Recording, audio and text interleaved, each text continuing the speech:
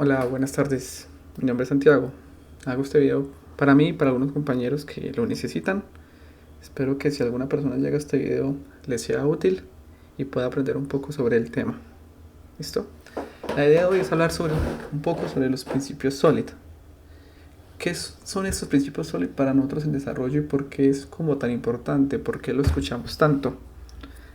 Digamos que los principios SOLID se conforman de 5 pautas de diseño llevados del código orientado a objetos, ¿cierto? Estas pautas han ido evolucionando con el tiempo, creando lo que hoy conocemos como SOLID. Pero ¿por qué se ha vuelto tan popular SOLID en los últimos años? Bueno, es porque SOLID nos ayuda a crear software mucho más escalable, modular y mantenible en el tiempo. Si tú le mencionas a un desarrollador que utilice SOLID, te va a entender. Entonces, como una metodología que utilizamos para crear un software de mucha más calidad. Imagínate construir, digamos, un software, no sé, un parqueadero, un software de tiendas, contable, ¿cierto? O cualquier tipo de software donde tú no utilices patrones, sino que tú lo utilices código espagueti o código que solo tú entiendas. Después vas a añadir una nueva funcionalidad y tienes todo tu código súper acoplado, no es fácil mantenerlo. Es más, te puedes replantear hasta crear un nuevo software, porque lo que tú creaste es muy específico para algo, ¿cierto? Pero si construimos con patrones de diseño o con buenas técnicas de desarrollo como es el patrón SOLID, entonces los cambios no van a ser tan complejos, vamos a crear un software mucho más escalable en el tiempo, más fácil de mantener. Esa es la idea de utilizar SOLID. Hablemos un poco de cómo nació SOLID. Digamos que SOLID ha ido evolucionando a lo largo del tiempo. Son prácticas de desarrollo que se han ido involucrando a lo largo de los años. Estas prácticas se han ido adoptando como buenas técnicas de desarrollo. ¿Y por qué lo conocemos como SOLID? Esto se debe a que, bueno, se le atribuye más al Robert C. Martin, disculpe que no recordaba el nombre, a finales de la década de los 90, iniciando los 2000. Él fue el que hacía como conferencias, publicaba artículos, publicaba libros sobre el tema de buenas prácticas de desarrollo. Es más, tenemos un libro por ahí muy conocido, el que es el Clean Code. Creo que también lo has escuchado. Entonces, estas prácticas de desarrollo que hoy conocemos como SOLID se le atribuyen más a, a Robert C. Martin por la difusión que le dio él a estas terminologías. Este tema de SOLID se dio más como por lecciones aprendidas y más a partir de la experiencia. Es decir, que fue prácticas que fueron evolucionando con el tiempo y que llevaron a los desarrolladores a tener como buenas prácticas de desarrollo. Listo, vamos a hablar un poquito sobre qué significa SOLID. Bueno, hablemos un poco sobre los principios SOLID. ¿Qué significa el principio SOLID?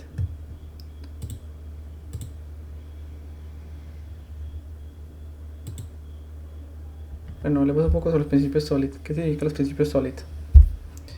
Bueno, los principios SOLID está formado por 5 letras. Significa cada una de ellas. La S, que es principio de responsabilidad única. La O, que es abierto y cerrado. La L, que es principio de sustitución del scope. La I, que es principio de integración de interfaces. Y la D, que es principio de inversión de dependencias. Hablemos un poquito rápidamente sobre ellas para ir a ver algunos ejemplos. Bueno, la S. Principio de responsabilidad única. ¿A qué nos referimos con un principio de responsabilidad única? Bueno, el principio de responsabilidad única define que una clase, una interfaz, lo que queramos implementar, debe tener solo una única razón para existir. No debe tener 2 o 3 razones para existir. ¿Esto qué quiere decir? Coloco un ejemplo sencillo. Por ejemplo, tú tienes una implementación, una lógica de notificaciones. Tu notificación es para envío de mensajes de texto. Si tú quieres que tu implementación viva en el tiempo como un principio de responsabilidad única con buenas prácticas, no puedes implementarle a esta que también imprima o que envíe fax o que envíe correos, porque estaríamos violando el principio de responsabilidad única. ¿Cuál sería la única responsabilidad de enviar SMS, enviar notificación de texto? Pues enviar esta, ¿cierto? No debería tener ninguna más. Vamos a hablar un poquito también de abierto y cerrado. Abierto y cerrado significa que las clases, las interfaces, bueno, como lo queramos hablar, deben estar abiertas a extensiones, pero cerrada a modificaciones. ¿Por qué es importante esto? Porque un código escalable debe ser fácil de entender. Entonces te coloco un ejemplo. Tener una clase, digamos, de descuentos. Puedes tener el descuento por temporada, descuento por, no sé, navideño, descuento por vacaciones. Entonces cada vez tu jefe te puede decir, no, necesito un descuento para tal ocasión. Entonces, ¿tú qué vas a hacer? Vas a agregar como un if o código dependiente en la misma clase. Esto es una mala práctica si el código es exponencialmente en el futuro modificable. Entonces, lo que deberíamos hacer es crear nuestro propio código, propias clases para cada descuento. Entonces, ahí decimos abierto a extensiones, pero cerrado a modificaciones. Hablando un poquito del principio de sustitución del disco. No voy a extenderme tanto, vamos a verlo con un ejemplo. ¿Qué significa? Significa que los objetos de una clase derivada, es decir, que extiendan, pueden sustituir al objeto padre sin que altere el comportamiento correcto del programa. Es decir, que aunque tu clase herede de otra clase, no tiene por qué modificar el comportamiento existente. Listo, ya lo vamos a ver con un ejemplo. Bueno, principio de segregación de interfaces. Muchas veces en el código lo que hacemos es crear clases concretas, le colocamos de pronto al principio código espagueti o muchas validaciones, ¿cierto? A veces creamos métodos que de pronto lo utilizan otras clases y lo que estamos haciendo es repetir código. Entonces podríamos crear simplemente interfaces con métodos por defecto o con métodos que heredamos obligatoriamente como una clase abstracta a estas clases concretas.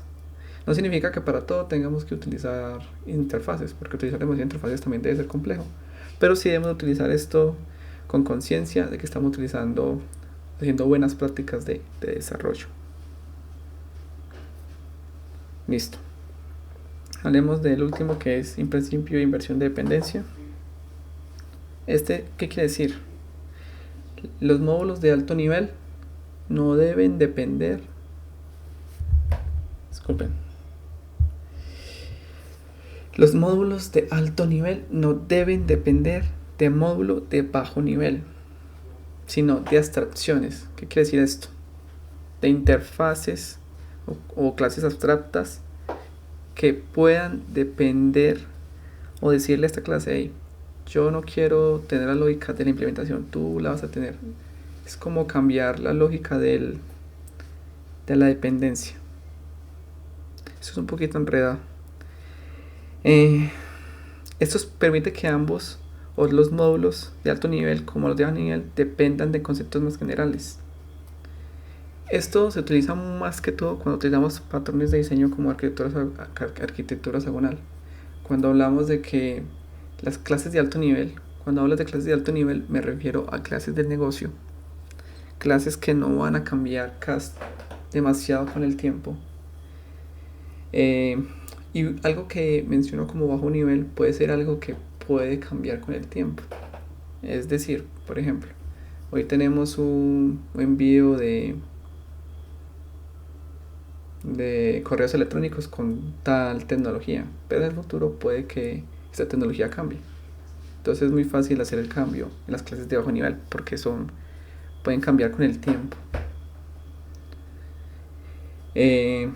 Bueno, vamos a ver algunos ejemplos. Este último creo que es uno de los más complicados, pero vamos a intentar verlo con algún ejemplo que les coloqué.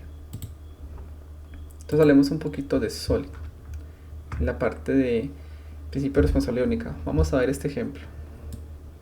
Estos ejemplos los generé, le pedí la ayuda a la IA para que me generara el texto para poder hacer los ejercicios.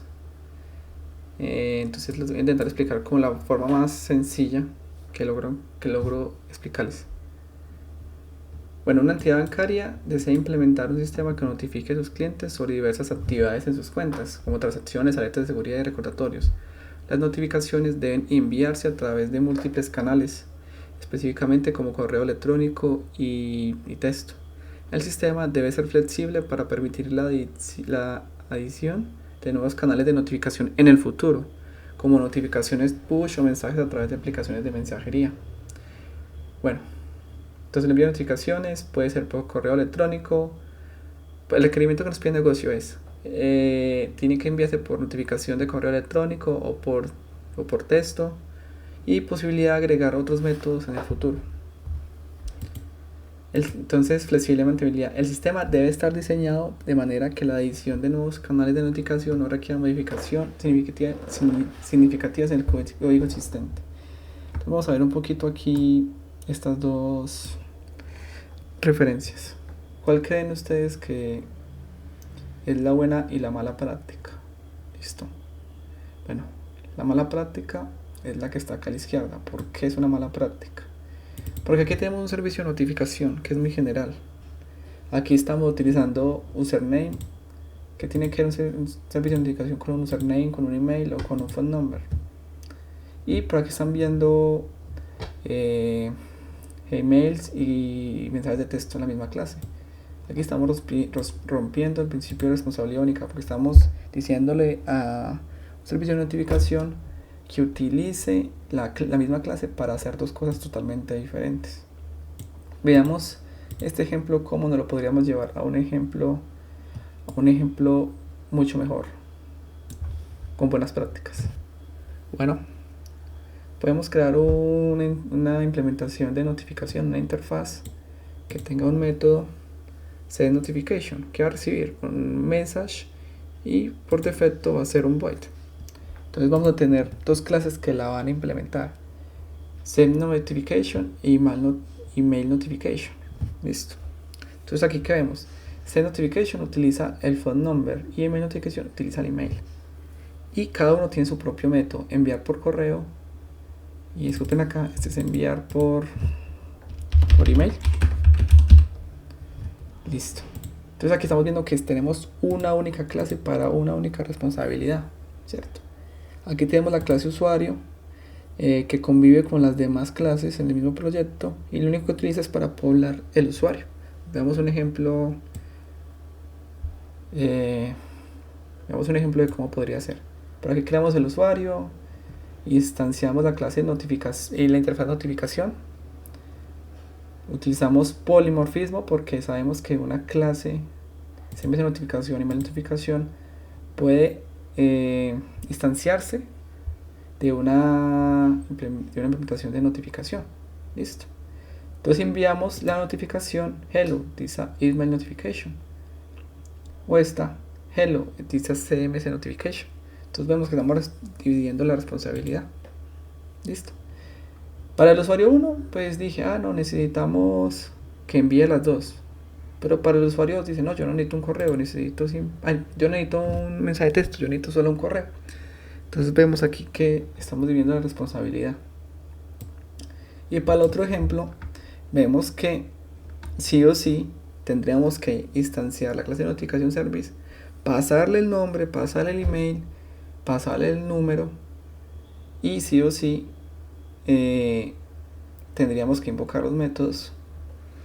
Digamos que tú no le colocas el número a esto, pero alguien ve este método y lo va a querer utilizar. Es como un botón de un carro. Ve un botón que no sirve. ¿Para qué yo voy a utilizar el método CMS si no lo necesitamos, si el usuario no lo necesita?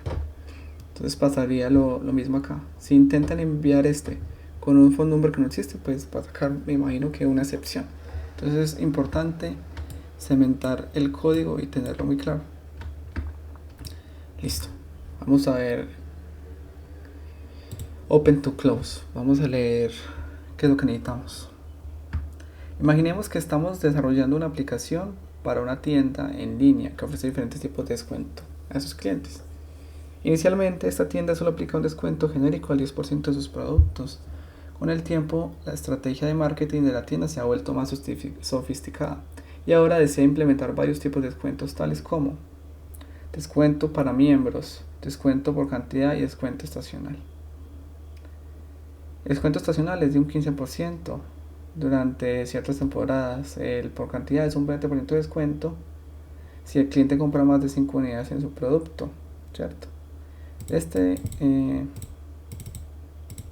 Dejémoslo simplemente como un 20% para no tener que hacer otra clase de uso.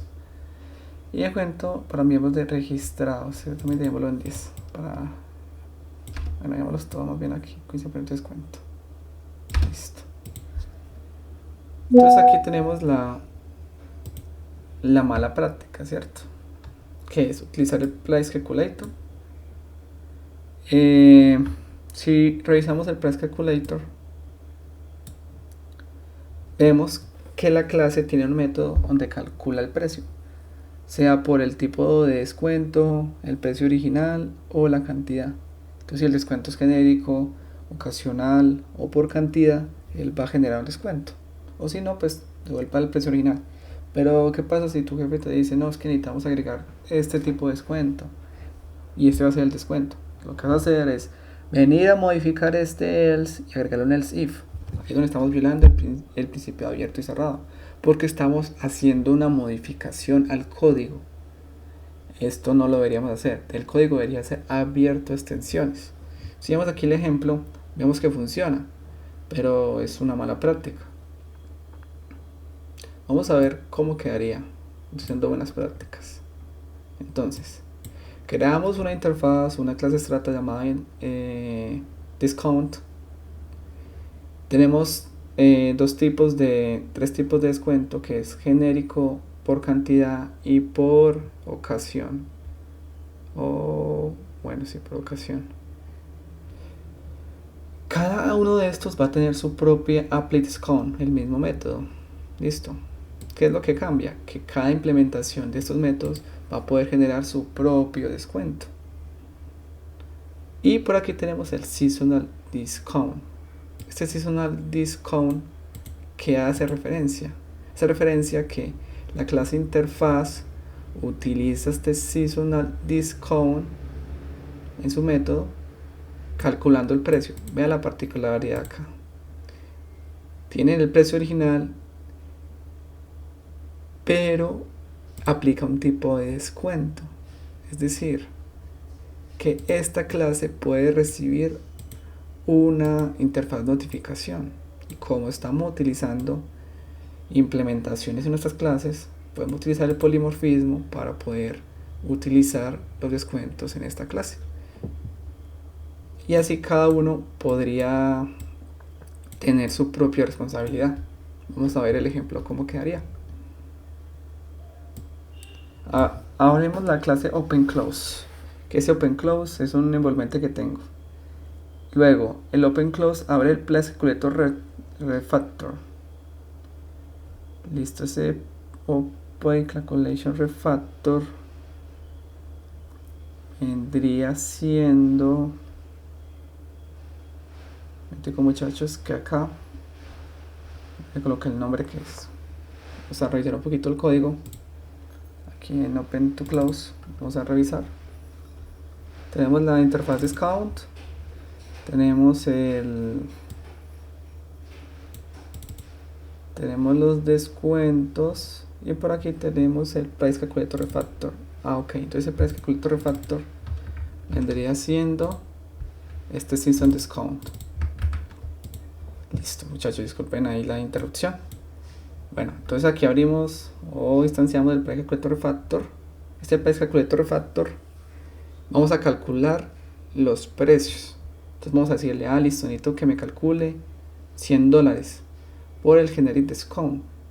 Necesito que me calcule $100 por el Seasonal Discount o por el Quantity Discount. Entonces depende de cada implementación que tengamos, él va a hacer su propio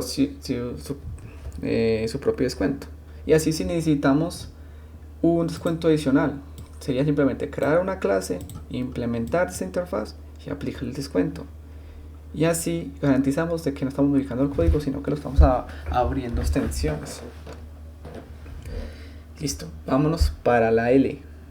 Principio de responsabilidad de sustitución del scope. Listo. Este sí es un ejemplo un poquito más tradicional. Vamos a mirar qué nos dice. Imaginemos que estamos desarrollando una aplicación gráfica que maneja diferentes formas geométricas, especialmente rectángulos y cuadrados. Inicialmente definimos una clase rectángulo con propiedades para el ancho y el alto, y métodos para establecer y obtener estos valores, así como para calcular el área. Dado que matemáticamente un cuadrado es un tipo especial de rectángulo donde todos los lados son iguales, podríamos pensar que es lógico crear una clase cuadrado que herede de rectángulo. Sin embargo, esta decisión puede llevar a problemas de nuestro diseño, especialmente lo que respecta al principio de sustitución del ISCO. El problema: al implementar la clase cuadrado como una abstracción del rectángulo, nos encontramos con que debemos sobreescribir los métodos setAncho y setAlto para asegurarnos de que al establecer uno de estos valores ambos se actualicen para mantener propiedades de que todos los lados de un cuadrado son iguales. Aunque esto parezca una solución razonable, introduce una violación del LSP, el principio de sustitución del ISCO. Establece que las clases derivadas deben ser sustituibles por sus clases base, sin alterar el comportamiento esperado en el programa. En este caso, si una función espera un objeto, el tipo rectángulo, y le pasa un cuadrado, el comportamiento puede ser inesperado. Entonces vamos a mirar la mala práctica. ¿Qué tenemos acá? Tenemos una clase rectángulo. La clase rectángulo, ¿qué hace? Pues tiene un ancho y un alto, ¿cierto? Para calcular su área, que es la multiplicación del ancho por el alto. Pero luego decimos, nada, el cuadrado es lo mismo. El cuadrado simplemente es que le coloquemos el mismo valor de ancho y alto. Es decir, podríamos dejar el ancho vacío y el alto en 5 y simplemente multiplicar por sí mismo, y eso sería calcular el área, ¿cierto? Pero aquí, ¿qué estamos haciendo? Si nosotros heredamos de esta clase del rectángulo al cuadrado, también vamos a heredar los métodos setter y getters. Vamos a heredar también los métodos de calcular el área. Entonces vamos a tener, digamos, métodos que apropiadamente no vamos a utilizar, porque un cuadrado, si tú le colocas un width, un name incorrecto, podríamos generar un problema en el código, ¿cierto? Esto, digamos, también va muy relacionado con clases en la realidad. Por ejemplo, una clase carro que extienda de un carro eléctrico, otro carro que extienda de un carro híbrido. El carro híbrido, bueno, el ejemplo sería más así: un carro puede extender un carro eléctrico, un carro híbrido, un carro solo a gasolina, a diésel. Pero por ejemplo, el carro híbrido, si extiende, no sé, a un camión, ¿cierto? El camión puede que solo sea gasolina. Entonces, ¿qué pasa? ¿Dónde está el híbrido? ¿Cierto? Ahí es como donde queremos entrar a razonar, que no las mejores prácticas es colocar, extender la funcionalidad de clases que tenemos. Veamos un ejemplo de cómo se podría llevar a cabo este ejercicio de una mejor manera. Podemos crear una interfaz que llame forma, shape, ¿cierto? Esta interfaz simplemente la vamos a implementar en cuadrado y rectángulo, donde vamos a calcular el área. Simplemente el cuadrado tiene un lado, ¿cierto? Entonces, ¿cuál sería la forma para calcular el área? Lado por lado. Aquí lo tendríamos perfectamente. Y el rectángulo, ancho por alto. Y así calcularíamos el área. Pero ¿qué pasa si necesitamos un triángulo? Pues lo mismo. Extendemos de shape, hacemos la función para calcular el área y listo. Así con diferentes formas geométricas. Entonces vemos que es muy parecido al principio de Open to Close. Sino que aquí en la responsabilidad del ISCO debemos garantizar que nosotros respetemos la clase original, que no le modifiquemos. No se puede modificar el comportamiento. Como el cuadrado le está modificando el comportamiento, el rectángulo está modificando el comportamiento al cuadrado. Listo. Veamos un ejemplo de acá, cómo podríamos implementar esto. Bueno, el área calculator lo instanciamos el cuadrado lo instanciamos, el rectángulo lo instanciamos con sus constructores. Ya cuando vayamos a calcular el área, simplemente colocamos el área calculator que va a recibir la forma, recibimos la forma del cuadrado y rectángulo y él va a calcular con polimorfismo ya el área de cada uno. Listo. Espero, muchachos, que haya sido claro. De pronto, si no me hice entender un poco, podemos aclararlo. Aunque creo que con el ejemplo o con estos ejemplos podríamos entender un poco más de qué estamos hablando con el principio de sustitución del ISCO. Vamos a hablar un poquito del tema de la segregación de interfaces. Listo. Aquí el contexto, pues no lo pienso leer. Voy a dar un poquito de contexto de lo que estamos esperando acá. Bueno, aquí esperamos de que una empresa de desarrollo está contratando varios tipos de empleados. Puede ser un empleado con unos beneficios, puede ser un empleado que simplemente trabaje por horas. Entonces, ¿cuál sería la idea? La empresa tiene diferentes formas de calcular el salario por cada uno, ¿cierto? Para el freelancer, para el que trabaja solo por horas o para el que está fijo en la empresa. Entonces, la empresa tiene también beneficios elegibles si es un empleado full time, ¿cierto? Y tiene otras características si es un empleado por horas o un empleado por freelancer, ¿cierto? Empleado por proyecto. Entonces vamos a ver cómo sería una mala práctica y una buena práctica. Aquí tenemos una interfaz empleado que hay varias clases que lo implementan. Un full time empleado va a tener un salario mensual, sí. Entonces aquí colocamos el override de la interfaz y colocamos su implementación. Pero un empleado va a tener sueldo por hora o sueldo por proyecto, comisiones por proyecto, ¿no? Entonces, ¿qué pasaría en estos casos? La persona que está implementando la clase debe dejar esto nulo.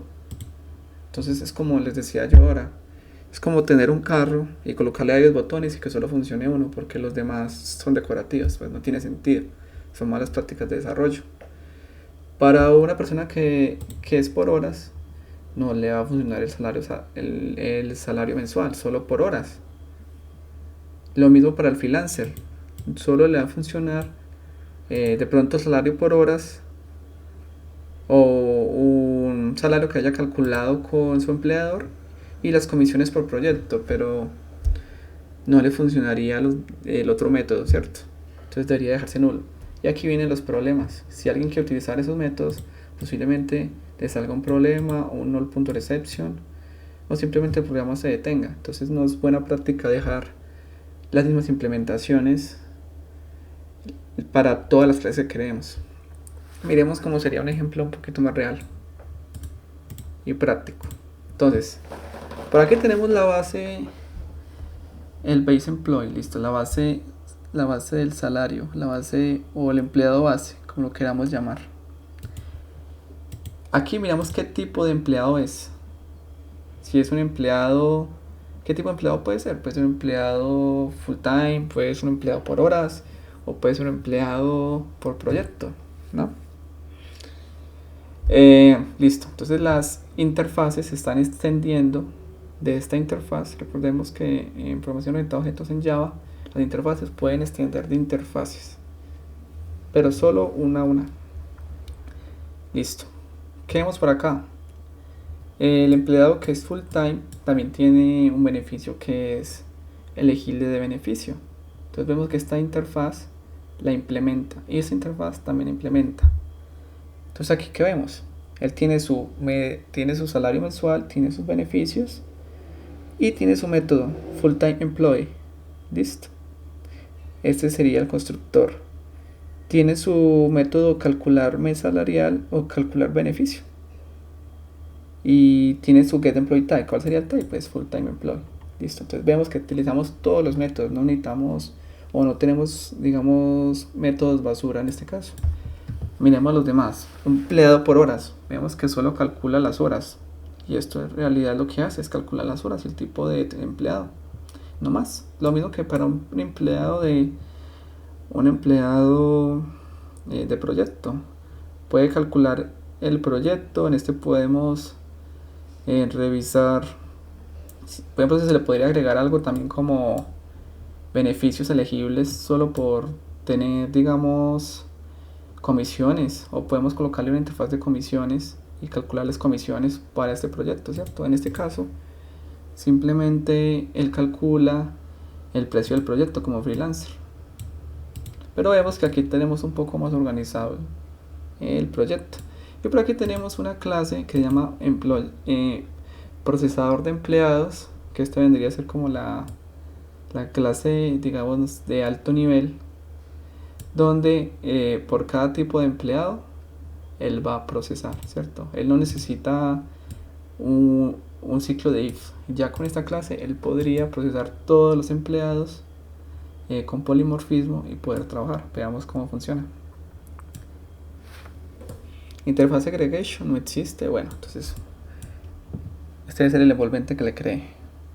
Entonces tenemos el empleado full time, el contractor y freelance. Le colocamos unos salarios de $3,000, a este unos $20, a este $5,000 por decir, y un beneficio de $500.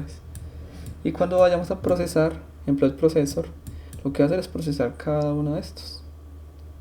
Y nos daría cuál sería el resultado. Recordemos que las interfaces es bueno utilizarlas para dividir la lógica y que sea un poco más claro el código. No significa que por cada cosa que hagamos debemos crear interfaces. No, esto para mí se puede convertir en una mala práctica, pero sí debemos abstraer lo que más podamos, lo más consciente que podamos, nuestras clases. Ahora revisemos un poco de el tema de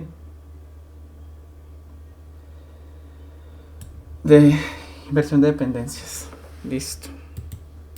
Veamos este contexto que está un poco más corto que el otro. Es una empresa tal, usa plataforma en línea que gestiona servicios financieros y realiza operaciones críticas para sus clientes. Listo. Dado que la inmediatez es vital, la plataforma envía notificaciones sobre transacciones y alertas de seguridad. Listo. Entonces aquí estamos viendo que la plataforma realiza diferentes notificaciones, sea por email, correo o push notification, ¿cierto? Bueno, vemos que el problema que tenemos acá tiene una acoplación fuerte. Entonces debemos garantizar de que este resultado que tenemos acá, convertirlo a una mejor práctica. Revisemos cómo lo podemos hacer. Entonces tenemos una clase por acá que se llama Dependency Inversion, listo, que utiliza email notification y CMS notification. Entonces este Dependency Inversion utiliza CMS notificaciones y email notificaciones.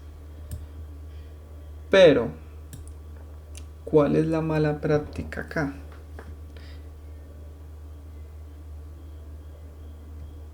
El Dependency Inversion Notification Service está utilizando directamente las clases de alto nivel, es decir, está inyectando directamente en su capa de alto nivel las dependencias. Es decir, que si nosotros hacemos un cambio en alguna de estas clases, podríamos inyectar un error en esta. Vamos a un ejemplo de cómo se debería hacer. Listo, aquí no tenemos interfaces, aquí es la primera mala práctica. Aquí ya tenemos una interfaz que es notificación. La interfaz notificación va a servir como un gateway para diferentes clases de bajo nivel, como email notificación, CMS notificación, push notification, puedan implementar algún método de notificación. Es decir, el email tiene su propio framework para enviar email, CMS tiene su framework para enviar email, push notification tiene su framework para enviar email, igual que WhatsApp notification, ¿cierto? ¿Qué pasa si en el futuro simplemente necesitamos modificar? Venga, es que el tema de SMS ya está obsoleto, necesitamos migrarlo, necesitamos hacer algo con esto. Entonces simplemente por debajo nosotros modificamos todo lo que tenga que ver con las conexiones para enviar una notificación de texto, pero no se va a ver afectado el método notification service, porque le estamos inyectando es una implementación de notificación.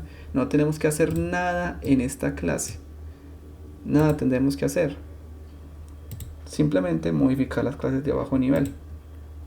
Esto se conoce como esto se conoce como inversión de dependencia. Si vemos la clase que está mal, vemos que aquí estamos utilizando no clases de bajo nivel, sino que estamos utilizando otros use case de negocio, que si estos llegan a fallar por algún motivo, bueno, en este también si fallaría este, pero si en este necesitamos modificar algo, también tendríamos que ir a modificar algo acá, porque lo estamos instanciando directamente. Eso quiere decir que estamos utilizando sus métodos. En este utilizamos simplemente notificación, que es una implementación. Y si vemos acá, si quisiéramos agregar otro que sea WhatsApp Notification, nos toca crear otro e inyectárselo acá en el constructor, pero en esta inversión de dependencias, utilizando polimorfismo, no es necesario modificar esta. Miremos aquí en el código cómo quedaría, digamos, el main. Entonces, si tenemos la notificación service, podemos crear